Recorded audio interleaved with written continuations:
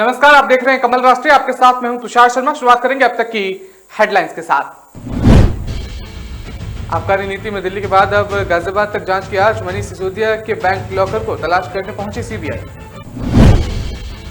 नई शराब नीति पर अन्ना हजारे की केजरीवाल को खरी खरी चिट्ठी में कहा, आप भी सत्ता के नशे में डूब गए। दिल्ली विधानसभा का सत्र एक दिन के लिए फिर बढ़ा, कल भी होगी सदन की कार्रवाई। सुप्रीम कोर्ट ने बाबरी मामले में दाखिल अवमानना याचिका को किया बंद, कई दिग्गजों को मिली राहत। कांग्रेस प्रेसिडेंट इलेक्शन में क्या कांग्रेस अध्यक्ष पद के चुनाव में उतरेंगे शशि थरूर, दिया जवाब। अब नजर डालेंगे खबरें विस्तार से। आपको बता दें कि दिल्ली में नई आबकारी नीति में कथित घोटाले में आरोपी डिप्टी सीएम मनोज सिसोदिया के बैंक लॉकर की जांच शुरू हो गई है। उत्तर प्रदेश स्थित गाजियाबाद के वसुंधरा सेक्टर 4 स्थित पंजाब नेशनल बैंक में केंद्रीय अन्वेषण ब्यूरो यानी कि सीबीआई के अधिकारी जांच करने पहुंचे हैं। वहां पर बताया गया है कि सीबीआई की टीम लॉकर के रजिस्टर देखेगी और इसके साथ ही वो मनीष सिसोदिया के बैंक खाते की जानकारी भी इकट्ठा करेगी। ऐसे में इस मसले में वक्त भी लग सकता है। बता दें कि ये जांच आबकारी नीति में हुए कथित घोटाले को लेकर की जा रही है। वहीं पत्नी के साथ बैंक पहुंचे डिप्टी सीएम मनीष सिसोदिया ने कहा कि जांच में कुछ नहीं मिलेगा। इससे पहले सीबीआई ने मनीष सिसोदिया के घर पर छापा मारा था। आबकारी नीति में कथित घोटाले के आरोप में बाद शुरू हुई जांच में सीबीआई ने अपनी एफआईआर में सिसोदिया का नाम सबसे ऊपर है। सीबीआई के एफआईआर आईपीसी की धारा 120 बी और 477 ए के तहत दर्ज की गई है। इससे पहले सोमवार को सिसोदिया ने कहा था कि कल सीबीआई हमारा बैंक लॉकर देखने आ रही है। 19 अगस्त को मेरे घर पर 14 घंटे की रेड में कुछ नहीं मिला था, लॉकर में भी कुछ नहीं मिलेगा। सीबीआई का स्वागत है, जांच में मेरा और मेरे परिवार का पूरा सहयोग रहेगा। ये तो तमाम बातें मनीष सिसोदिया की तरफ से सामने आ रही हैं। दिल्ली में आबकारी नीति में कथित घोटाले के आरोप का सामना कर रही आम आदमी पार्टी के नेता और सीएम अरविंद केजरीवाल को अन्ना हजारे ने चिट्ठी लिख दी है। बता दें कि इस चिट्ठी में अन्ना ने शराब से जुड़ी समस्याओं और उसके सुझाव दिए हैं। चिट्ठी में अन्ना हजारे ने लिखा है कि अपने स्वराज नाम की किसी किताब में आदर्श बातें लिखी थी, तब आपसे बड़ी उम्मीद थी, लेकिन राजनीति में जाकर मुख्यमंत्री बनने के बाद आप आदर्श विचारधारा को भूल गए, ऐसा लगता है।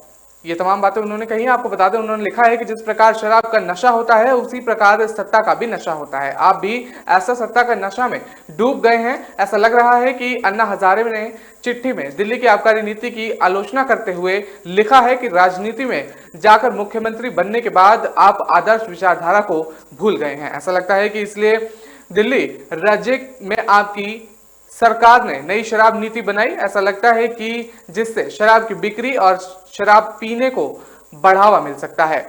गली गली में शराब की दुकानें खुलवाई जा सकती हैं, इससे भ्रष्टाचार को बढ़ावा मिल सकता है। ये बात जनता के हित में नहीं है। बता दें कि ये तमाम बातें अन्ना हजारे ने साफ तौर पर कही हैं। दिल्ली विधानसभा के विशेष सत्र के तीसरे दिन मंगलवार को भी सदन में हंगामा हुआ। इस दौरान सत्ताधारी आम आदमी पार्टी और विपक्षी भारतीय जनता पार्टी के सदस्यों द्वारा नारेबाजी की गई। इसे देखते हुए दिल्ली विधानसभा का सत्र एक दिन के लिए फिर से स्थगित कर दिया गया है। आपको बता दें कि अब सदन की कार्रवाई फिर से 31 अगस्त को शुरू होगी। दिल्ली विधानसभा की कार्रवाई मंगलवार को आप और बीजेपी सदस्यों द्वारा की गई नारेबाजी और आसान के सामने आने वाली वजह से 1 घंटे के लिए स्थगित करनी पड़ी। आप विधायक दिल्ली एलजी विनय कुमार सक्सेना पर 6 साल पहले लगे आरोपों की निष्पक्ष जांच की मांग कर रहे थे। बता दें तो वहीं बीजेपी सदस्य उप मुख्यमंत्री मनीष सिसोदिया और मंत्री सत्येंद्र जैन को मंत्रिमंडल से बर्खास्त करने की मांग कर रहे हैं। इसी के साथ ही बीजेपी नेताओं ने सदन में अरविंद केजरीवाल के खिलाफ भी नारेबाजी की। आपको बता दें कि आप विधायक का आरोप है कि एलजी विनय सक्सेना ने 2016 में खादी और ग्राम उद्योग आयोग के अध्यक्ष रहते हुए अपने 2 अधिस्थयों का प्रचलन से बाहर किया गया था। आपको बता दें कि 1400 करोड़ रुपए के नोट को बदलवाने का दबाव बनाया था। इससे पहले सोमवार को भी सदन में जमकर हंगामा हुआ था। इससे पहले शुक्रवार और सोमवार को हुई कार्रवाई के दौरान बीजेपी विधायक सदन का हिस्सा नहीं थे, क्योंकि उन्हें सदन से बाहर कर दिया गया था।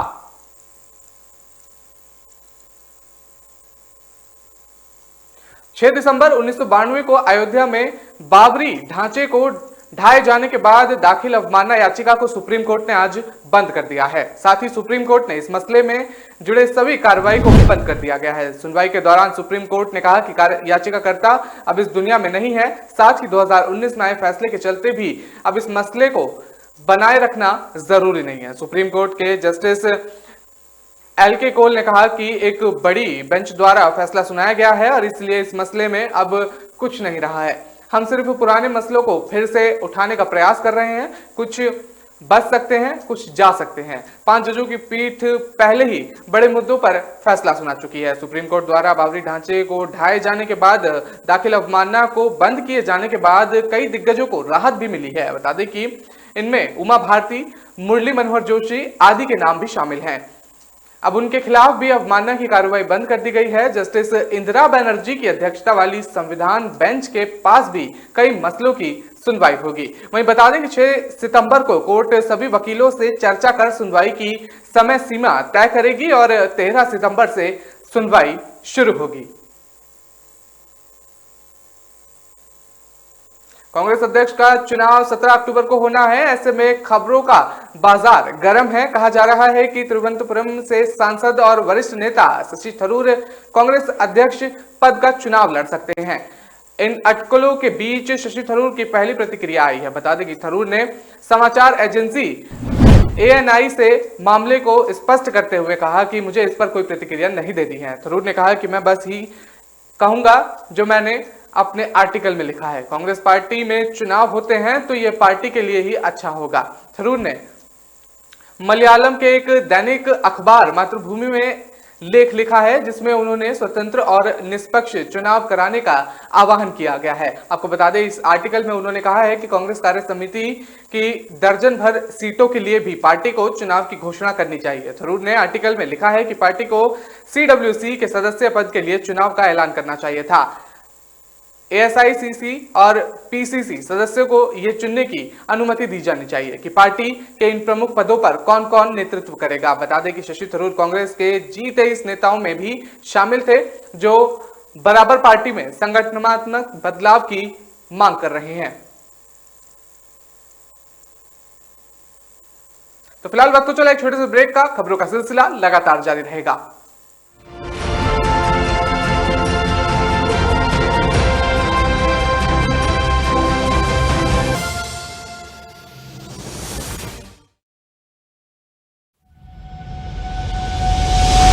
लहरों से डरकर नौका पार नहीं होती, कोशिश करने वालों की कभी हार नहीं होती।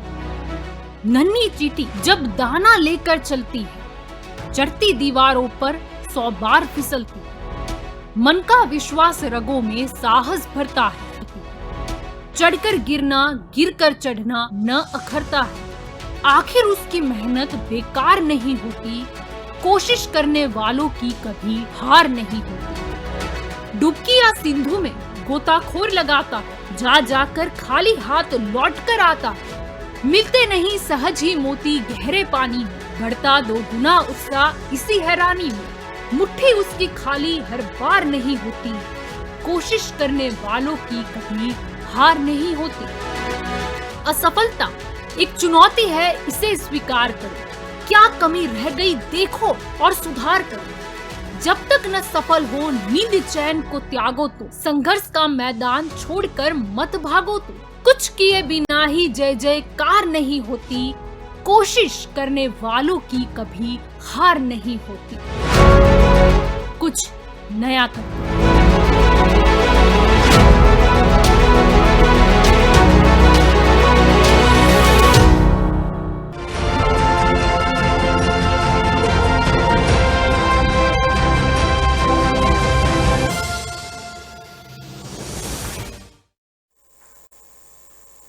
ब्रेक के बाद आपका स्वागत है। रुक करते हैं अगली खबर का। आपको बता देंगे दिवंगत पंजाबी गायक सिद्धू मूसेवाला की हत्या को लेकर लगातार जांच जारी है। इस बीच बड़ी खबर सामने आ रही है कि सिद्धू मूसेवाला मर्डर केस के आरोपियों के खिलाफ अब विदेश में भी कार्रवाई की जा रही है। सूत्रों के अनुसार लॉरेंस बिश्नोई के रिश्तेदार सचिन बिश्नोई को अजरबैजान में दबोचा गया है। जांच एजेंसियों को इस बात की आशंका है कि पंजाबी गायक मूसेवाला की हत्या को अंजाम देने की जानकारी सचिन बिश्नोई को भी पहले से थी। सचिन बिश्नोई लॉरेंस बिश्नोई का भांजा बताया जा रहा है। आपको बता दें, सिद्धू मूसेवाला मर्डर मामले में आरोपी सचिन बिश्नोई और अनमोल बिश्नोई कत्ल से पहले ही ये दोनों नकली पासपोर्ट पर विदेश फरार हो गए थे। सचिन को अजरबैजान में पकड़ा गया है। वहीं गैंगस्टर लॉरेंस के भाई अनमोल की लोकेशन भी कीनिया में मिली है। पंजाब पुलिस ने केंद्रीय विदेश मंत्रालय के साथ मिलकर सचिन बिश्नोई को भारत लाने को लेकर कार्रवाई शुरू कर दी है। बता दें कि सिद्धू मूसेवाला के कत्ल के बाद सचिन ने यह दावा किया था कि उसने ही पंजाबी गायक मूसेवाला को मारा है।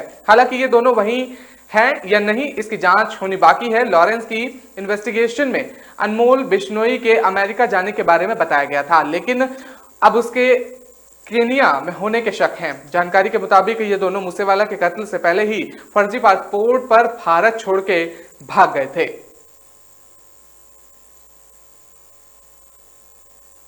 17 अक्टूबर को कांग्रेस में अध्यक्ष पद के लिए चुनाव होने हैं। बता दें कि कांग्रेस नेता और तिरुवनंतपुरम के सांसद शशि थरूर कांग्रेस अध्यक्ष पद के लिए चुनाव लड़ने की संभावनाएं तलाश रहे हैं। हालांकि अभी उन्होंने इस पर अंतिम फैसला नहीं किया है। पीटीआई सूत्रों के हवाले से ये जानकारी मिल रही है कि सूत्रों के मुताबिक शशि थरूर ने अभी अपना मन नहीं बनाया है, लेकिन वो जल्द ही इस पर कोई फैसला ले सकते हैं। बहरहाल थरूर ने इस पर टिप्पणी करने से इनकार कर दिया है और वो इस मुकाबले में शामिल होंगे या नहीं, ये सवाल अभी बाकी है। हालांकि उन्होंने मलयालम के दैनिक अखबार मातृभूमि में एक लेख लिखा है जिसमें उन्होंने स्वतंत्र और निष्पक्ष चुनाव कराने का आह्वान किया है। आपको बता दें कि इस आर्टिकल में उन्होंने कहा है कि कांग्रेस कार्य समिति की दर्जन भर सीटों के लिए भी पार्टी को चुनाव की घोषणा करनी चाहिए। थरूर ने आर्टिकल में लिखा है कि पार्टी को सीडब्ल्यूसी के सदस्य पद के लिए चुनाव का ऐलान करना चाहिए था। बता दें कि एआईसीसी और पीसीसी सदस्यों को यह चुनने की अनुमति दी जानी चाहिए कि पार्टी के इन प्रमुख पदों पर कौन कौन नेतृत्व करेगा। बता दें कि शशि थरूर कांग्रेस के J23 नेताओं में शामिल थे जो बराबर पार्टी में संगठनात्मक बदलाव की मांग कर रहे थे। तिरुवनंतपुरम के सांसद ने लिखा कि फिर भी एक नए अध्यक्ष का चुनाव कांग्रेस को फिर से सक्रिय करने की दिशा में शुरुआत है।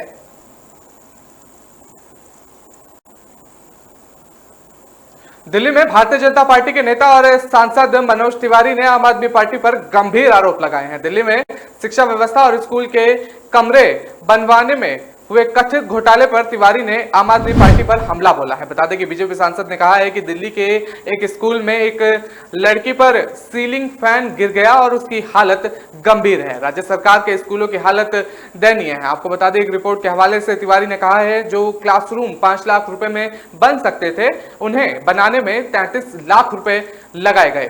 यह स्पष्ट रूप से दिल्ली सरकार द्वारा भ्रष्टाचार किया गया है। मनोज तिवारी ने आरोप लगाया है कि दिल्ली में बच्चों के लिए बनाए जा रहे स्कूल की संरचना कमजोर है। आपको बता दें कि उन्होंने कहा है कि इससे बच्चों की जिंदगी खतरे में है। तिवारी के अलावा प्रेस वार्ता में शहजाद जय हिंद ने भी आम आदमी पार्टी पर जुबानी हमला बोला है। उन्होंने कहा कि दिल्ली में शिक्षा और शराब घोटाला हुआ है। दिल्ली के लोग ये जानना चाहते हैं कि इन दिल्ली के सीएम अरविंद केजरीवाल इन घोटालों में शामिल मंत्रियों का इस्तीफा कब लेंगे। शहजाद ने यह सवाल खड़ा कर दिया है। आपको बता दें कि शहजाद ने कहा है कि आज 38 दिन हो गए हैं लेकिन अब तक हमारे 15 सवालों के जवाब नहीं दिए गए हैं। आम आदमी पार्टी सिर्फ मुद्दों को भटका रही है। तो तमाम बातें उनकी तरफ से सामने आ रही हैं। गुलाम नबी आजाद ने कांग्रेस से इस्तीफा देने के बाद लग रहे आरोपों पर टिप्पणी की है। उन्होंने कहा है कि घर वालों ने घर छोड़ने को मजबूर किया। आजाद ने कहा जब घर वाले पराया समझने लगे तो आपको भी घर छोड़ देना चाहिए। उन्होंने कहा कि बीजेपी से वो मिले हैं जो नरेंद्र मोदी का सपना पूरा किया है। जयराम रमेश का नाम लिए बिना उन पर जुबानी हमला करते हुए कहा पहले तो वो अपने डीएनए चेक करवाएं, वो किस पार्टी में उनका डीएनए रहा। आजाद ने कहा कि मोदी बहाना है, इनकी आंखों में हम खटकते हैं। जी हां, तमाम बातें सामने आ रही हैं। आपको बता दें उन्होंने कहा है कि कांग्रेस पास डॉक्टर नहीं कंपाउंडर है। जम्मू और कश्मीर के पूर्व सीएम ने कहा कि घर वालों ने घर छोड़ने पर मजबूर किया और जहां घर वालों को लगे कि ये आदमी नहीं चाहिए तो अकलमंदी खुद घर छोड़ देनी चाहिए। आपको जो शख्स अपनी स्पीच खत्म करने के बाद भरी सदन में पीएम से गले मिले तो वो मिले हैं या मैं मिला हूं, ये सवाल खड़ा कर दिया उन्होंने। कांग्रेस के पूर्व नेता ने कहा कि मोदी बहाना है, इनकी आंखों में खटकता है। G23 की चिट्ठी लिखित जाने के बाद से उनका मेरे साथ विवाद है। वो कभी नहीं चाहते थे कि कोई उन्हें लिखे और उनसे सवाल करे। बता दें कि कांग्रेस कई बैठक हुई हैं और लेकिन एक भी सुझाव सामने नहीं आया।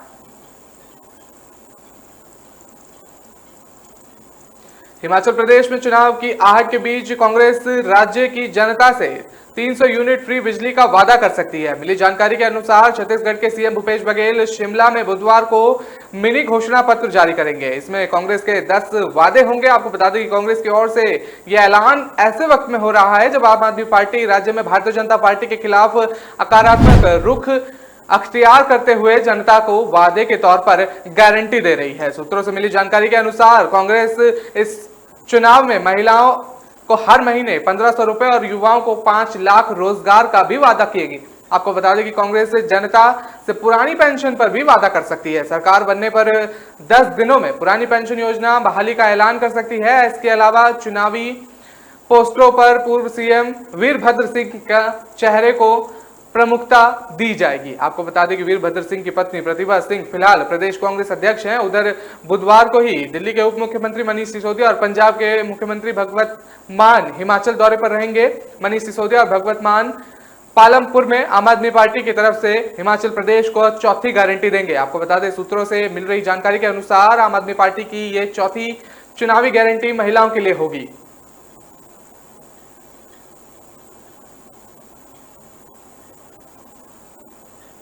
तो फिलहाल वक्त तो चला एक छोटे से ब्रेक का। खबरों का सिलसिला लगातार जारी रहेगा।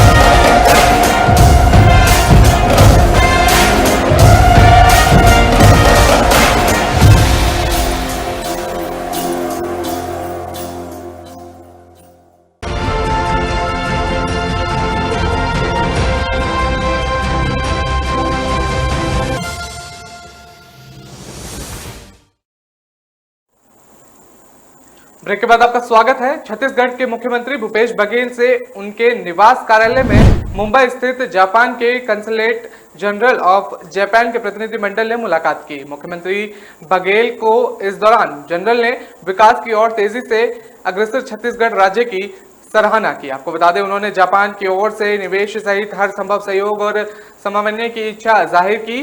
साथ ही छत्तीसगढ़ में जनजातियों के कौशल विकास, पर्यटन, उद्योग, मोनोरेल, सड़क और पुलों के निर्माण में भी जापानी प्रतिनिधिमंडल ने भागीदारी निभाने की इच्छा जताई। इस मुलाकात में मुख्य सचिव अमिताभ जैन, मुख्यमंत्री के सचिव डॉक्टर एस भारतीदासन मौजूद थे। आपको बता दें कि मुख्यमंत्री बघेल ने प्रतिनिधिमंडल से चर्चा करते हुए बताया कि छत्तीसगढ़ खनिज और वन संपादन सहित प्राकृतिक संसाधनों की दृष्टि से एक समृद्ध राज्य है। राज्य का हर क्षेत्र में विकास की असीम संभावनाएं हैं। इसे देखते हुए राज्य में नवाचार का प्रयोग करते हुए लोगों की भलाई और छत्तीसगढ़ के समग्र विकास के लिए नई नई योजनाओं और कार्यक्रमों को लागू किया गया है। इनमें लोगों को बेहतर स्वास्थ्य, शिक्षा और रोजगार उपलब्ध कराने पर विशेष जोर दिया जा रहा है। वहीं राज्य की कृषि प्रधान अर्थव्यवस्था को मजबूती देने के लिए साथ साथ उद्योग और व्यापार व्यवस्था के लिए बेहतर वातावरण का निर्माण किया गया है। यही वजह है कि आज छत्तीसगढ़ की देश और दुनिया में विकास के क्षेत्र में तेजी से उभरते हुए राज्य के रूप में एक अलग पहचान बन गई है। झारखंड के दुमका में 12वीं की छात्र अंकिता सिंह पर पेट्रोल छिड़ककर जला दिया गया था। आपको बता दें 90% जल चुकी छात्रा ने बाद में इलाज के दौरान अस्पताल में दम तोड़ दिया। पुलिस ने इस मामले में 2 आरोपियों को गिरफ्तार भी किया गया है। मामले की जांच अब सीआईडी कर रही है। मंगलवार को सीआईडी डीएसपी संदीप कुमार ने नेतृत्व में 10 सदस्यीय टीम मृत छात्रा के घर जांच के लिए पहुंची। आपको बता दें कि सीआईडी ने बताया कि टीम में फॉरेंसिक साइंस लैब और फिंगरप्रिंट ब्यूरो के सदस्य भी मौजूद हैं और डीसीपी ने बताया कि हम यहां सबूत जुटाने के लिए आए हैं और इन सबूतों को बाद में आरोपी के खिलाफ कोर्ट में पेश किया जाएगा। सीआईडी के डीएसपी संदीप कुमार गुप्ता ने बताया कि उन्होंने सोमवार को 29 अगस्त को यहां आने के मामले में जांच करने के आदेश मिले थे। इससे पहले झारखंड पुलिस के एडीजी मुख्यालय एमएल मीणा ने दुकमा में कक्षा 12वीं की छात्रा की मौत के मामले में पुलिस अध्यक्ष की अध्यक्षता में एसआईटी गठित की गई थी। उन्होंने मामले की गंभीरता को देखते हुए कहा था कि इसकी निगरानी एसपी करेंगे। मामले में हर नजरिए से जांच की जा रही है। अहमदाबाद साइबर क्राइम सेल ने सोमवार को सूरत से 2 लोगों को उनकी नकली ई कॉमर्स कंपनी की वेबसाइट के लिए एक ई कॉमर्स कंपनी का डेटा चुराने के बाद में ग्राहकों को ठगने के आरोप में गिरफ्तार किया गया है। आपको बता दें कि पुलिस ने कल्पेश और संकेत को गिरफ्तार किया गया है। पुलिस के अनुसार दोनों सूरत के कामरेज से निवासी हैं। एक ई कॉमर्स कंपनी ने इस मामले में पुलिस को शिकायत दी थी। पुलिस से शिकायत करने के बाद उन्होंने आरोप लगाया था कि 2 संदिग्ध वेबसाइट ने उनका डेटा चुरा लिया है। इस मामले में पुलिस ने जानकारी देते हुए बताया कि आरोपियों ने 2 संदिग्ध वेबसाइट पहले और दूसरी वेबसाइट बनाई थी, जहां उन्होंने ई कॉमर्स कंपनियों से ऑनलाइन उत्पादों को डेटा कॉपी किया था और कम कीमत पर सामान उत्पादों की पेशकश की गई थी। आपको बता दें कि हालांकि भुगतान किए जाने के बाद ग्राहकों को उत्पादक प्राप्त नहीं हुआ। अहमदाबाद साइबर क्राइम सेल के एक वरिष्ठ अधिकारी ने कहा कि शिकायतकर्ता कंपनी ने हमसे ये कहते हुए संपर्क किया कि अज्ञात व्यक्तियों ने 2 वेबसाइट को पंजीकृत किया था, जहां उन्होंने अपने उत्पादों का ऑनलाइन डेटा चुरा लिया। फिलहाल दोनों आरोपी पुलिस की गिरफ्त में हैं। मामले की कार्रवाई लगातार जारी है।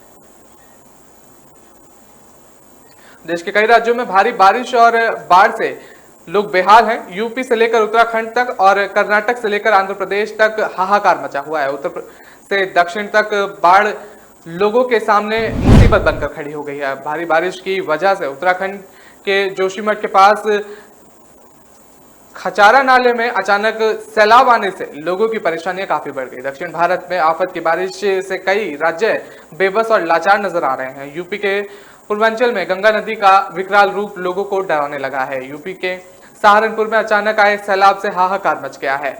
बरसाती नाला उफान पर है और बता दें कि नाले में सैलाब के बीच कई गाड़ियां डूब गईं। 1-2 नहीं, करीब 10 गाड़ियां अचानक आए सैलाब में डूब गई। यूपी के सहारनपुर में शाकुंभरी देवी मंदिर में दर्शन करने के लिए भारी भीड़ उमड़ पड़ी थी। आपको बता दें मंदिर के नीचे सूखे नाले के पास श्रद्धालुओं की गाड़ी खड़ी थी, तभी अचानक सैलाब आया और सब कुछ पानी में तैरने लगा। अचानक आई इस बाढ़ से हर कोई हैरान हो गया, किसी को कुछ समझ नहीं आ सका और अपनी गाड़ियों को कैसे बचाया जाए। सैलाब की खबर मिलते ही प्रशासन एक्शन में आ गया और श्रद्धालुओं को सुरक्षित बाहर निकाल लिया गया। भारत में कोरोना मामले को लेकर राहत भरी खबर सामने आई है। बता दें कि कोरोना मामले में गिरावट दर्ज की गई है। पिछले 24 घंटों में नए मामले दर्ज होने में गिरावट देखी गई है, तो वहीं लंबे समय के बाद सक्रिय मामलों में गिरावट देखने को मिली है। पिछले 24 घंटों में सिर्फ 5,439 नए मामले सामने आए हैं, जबकि एक्टिव मामले कुल 65,732 हैं। बीते 24 घंटों में 22,031 लोग कोरोना से रिकवर भी हुए हैं। पंजाब में कोरोना के मरीज एक बार फिर बढ़ रहे हैं। यहाँ एक्टिव केस की अगर बात करें तो यहाँ आंकड़ा 17,678 पहुंच गया है। दिल्ली में पिछले 24 घंटों में 397 नए मामले सामने आए हैं, जिससे सक्रिय मामलों का आंकड़ा 2,605 पर पहुंच गया है। 30 अगस्त की सुबह स्वास्थ्य मंत्रालय ने ये आंकड़े जारी किए हैं। स्वास्थ्य और परिवार कल्याण मंत्रालय के जारी किए गए आंकड़ों के मुताबिक पिछले 24 घंटों के दौरान देश में कोरोना के 5,439 नए मामले सामने आए हैं, जो पिछले दिनों के मुकाबले बहुत ही ज्यादा कम है। तो फिलहाल इस बुलेटिन में इतना ही, मुझे दीजिए इजाजत।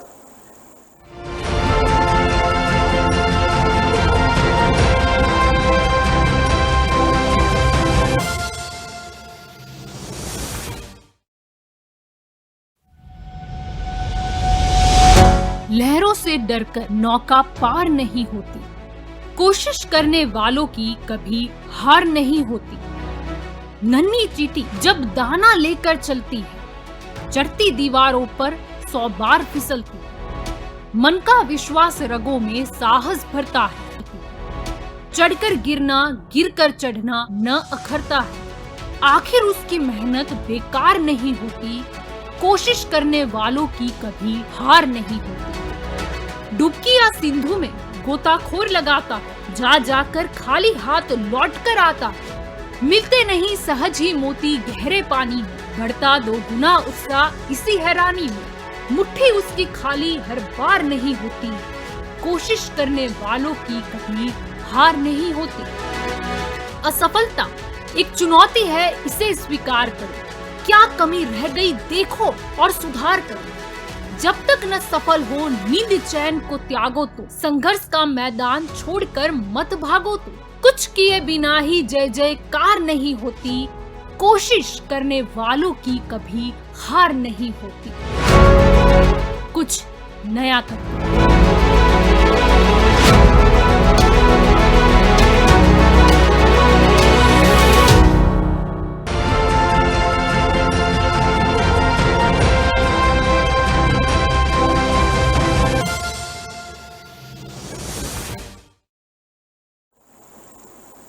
ब्रेक के बाद आपका स्वागत है। छत्तीसगढ़ के मुख्यमंत्री भूपेश बघेल से उनके निवास कार्यालय में मुंबई स्थित जापान के कंसुलेट जनरल ऑफ जापान के प्रतिनिधिमंडल ने मुलाकात की। मुख्यमंत्री बघेल को इस दौरान जनरल ने विकास की ओर तेजी से अग्रसर छत्तीसगढ़ राज्य की सराहना की। आपको बता दें, उन्होंने जापान की ओर से निवेश सहित हर संभव सहयोग और समन्वय की इच्छा जाहिर की। साथ ही छत्तीसगढ़ में जनजातियों के कौशल विकास, पर्यटन, उद्योग, मोनोरेल, सड़क और पुलों के निर्माण में भी जापानी प्रतिनिधिमंडल ने भागीदारी निभाने की इच्छा जताई। इस मुलाकात में मुख्य सचिव अमिताभ जैन, मुख्यमंत्री के सचिव डॉक्टर एस भारतीदासन मौजूद थे। आपको बता दें कि मुख्यमंत्री बघेल ने प्रतिनिधिमंडल से चर्चा करते हुए बताया कि छत्तीसगढ़ खनिज और वन संपादन सहित प्राकृतिक संसाधनों की दृष्टि से एक समृद्ध राज्य है। राज्य का हर क्षेत्र में विकास की असीम संभावनाएं हैं। इसे देखते हुए राज्य में नवाचार का प्रयोग करते हुए लोगों की भलाई और छत्तीसगढ़ के समग्र विकास के लिए नई नई योजनाओं और कार्यक्रमों को लागू किया गया है। इनमें लोगों को बेहतर स्वास्थ्य, शिक्षा और रोजगार उपलब्ध कराने पर विशेष जोर दिया जा रहा है। वहीं राज्य की कृषि प्रधान अर्थव्यवस्था को मजबूती देने के लिए साथ साथ उद्योग और व्यापार व्यवस्था के लिए बेहतर वातावरण का निर्माण किया गया है। यही वजह है कि आज छत्तीसगढ़ की देश और दुनिया में विकास के क्षेत्र में तेजी से उभरते हुए राज्य के रूप में एक अलग पहचान बन गई है। झारखंड के दुमका में 12वीं की छात्र अंकिता सिंह पर पेट्रोल छिड़ककर जला दिया गया था। आपको बता दें, 90% जल चुकी छात्रा ने बाद में इलाज के दौरान अस्पताल में दम तोड़ दिया। पुलिस ने इस मामले में 2 आरोपियों को गिरफ्तार भी किया गया है। मामले की जांच अब सीआईडी कर रही है। मंगलवार को सीआईडी डीएसपी संदीप कुमार ने नेतृत्व में 10 सदस्यीय टीम मृत छात्रा के घर जांच के लिए पहुंची। आपको बता दें कि सीआईडी ने बताया कि टीम में फॉरेंसिक साइंस लैब और फिंगरप्रिंट ब्यूरो के सदस्य भी मौजूद हैं और डीसीपी ने बताया कि हम यहां सबूत जुटाने के लिए आए हैं और इन सबूतों को बाद में आरोपी के खिलाफ कोर्ट में पेश किया जाएगा। सीआईडी के डीएसपी संदीप कुमार गुप्ता ने बताया कि उन्होंने सोमवार को 29 अगस्त को यहां आने के मामले में जांच करने के आदेश मिले थे। इससे पहले झारखंड पुलिस के एडीजी मुख्यालय एमएल मीणा ने दुकमा में कक्षा 12वीं की छात्रा की मौत के मामले में पुलिस अध्यक्ष की अध्यक्षता में एसआईटी गठित की गई थी। उन्होंने मामले की गंभीरता को देखते हुए कहा था कि इसकी निगरानी एसपी करेंगे। मामले में हर नजरिए से जांच की जा रही है।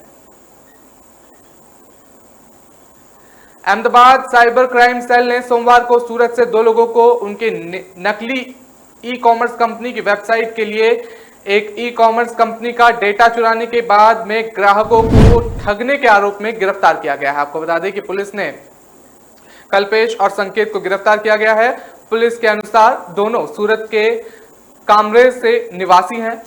एक ई कॉमर्स कंपनी ने इस मामले में पुलिस को शिकायत दी थी। पुलिस से शिकायत करने के बाद उन्होंने आरोप लगाया था कि 2 संदिग्ध वेबसाइट ने उनका डेटा चुरा लिया है। इस मामले में पुलिस ने जानकारी देते हुए बताया कि आरोपियों ने 2 संदिग्ध वेबसाइट पहले और दूसरी वेबसाइट बनाई थी जहां उन्होंने ई कॉमर्स कंपनियों से ऑनलाइन उत्पादों को डेटा कॉपी किया था और कम कीमत पर सामान उत्पादों की पेशकश की गई थी। आपको बता दें कि हालांकि भुगतान किए जाने के बाद ग्राहकों को उत्पादक प्राप्त नहीं हुआ। अहमदाबाद साइबर क्राइम सेल के एक वरिष्ठ अधिकारी ने कहा कि शिकायतकर्ता कंपनी ने हमसे ये कहते हुए संपर्क किया कि अज्ञात व्यक्तियों ने 2 वेबसाइट को पंजीकृत किया था जहां उन्होंने अपने उत्पादों का ऑनलाइन डेटा चुरा लिया।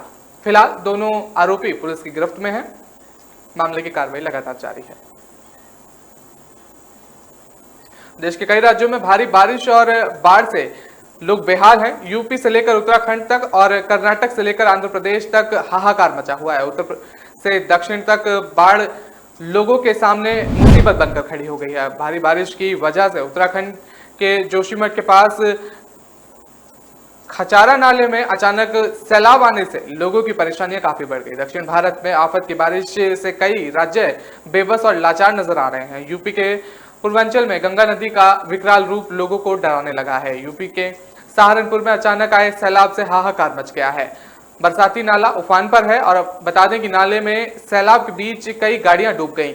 एक दो नहीं, करीब 10 गाड़ियां अचानक आए सैलाब में डूब गईं। यूपी के सहारनपुर में शाकुंभरी देवी मंदिर में दर्शन करने के लिए भारी भीड़ उमड़ पड़ी थी। आपको बता दें, मंदिर के नीचे सूखे नाले के पास श्रद्धालुओं की गाड़ी खड़ी थी, तभी अचानक सैलाब आया और सब कुछ पानी में तैरने लगा। अचानक आई इस बाढ़ से हर कोई हैरान हो गया, किसी को कुछ समझ नहीं आ सका और अपनी गाड़ियों को कैसे बचाया जाए। सैलाब की खबर मिलते ही प्रशासन एक्शन में आ गया और श्रद्धालुओं को सुरक्षित बाहर निकाल लिया गया।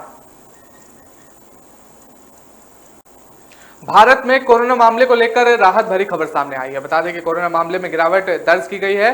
पिछले 24 घंटों में नए मामले दर्ज होने में गिरावट देखी गई है। तो वहीं लंबे समय के बाद सक्रिय मामलों में गिरावट देखने को मिली है। पिछले 24 घंटों में सिर्फ 5,439 नए मामले सामने आए हैं, जबकि एक्टिव मामले कुल 65,732 हैं। बीते 24 घंटों में 22,031 लोग कोरोना से रिकवर भी हुए हैं। पंजाब में कोरोना के मरीज एक बार फिर बढ़ रहे हैं। यहाँ एक्टिव केस की अगर बात करें तो यहाँ आंकड़ा 17,678 पहुंच गया है। दिल्ली में पिछले 24 घंटों में 397 नए मामले सामने आए हैं, जिससे सक्रिय मामलों का आंकड़ा 2,605 पर पहुंच गया है। 30 अगस्त की सुबह स्वास्थ्य मंत्रालय ने ये आंकड़े जारी किए हैं।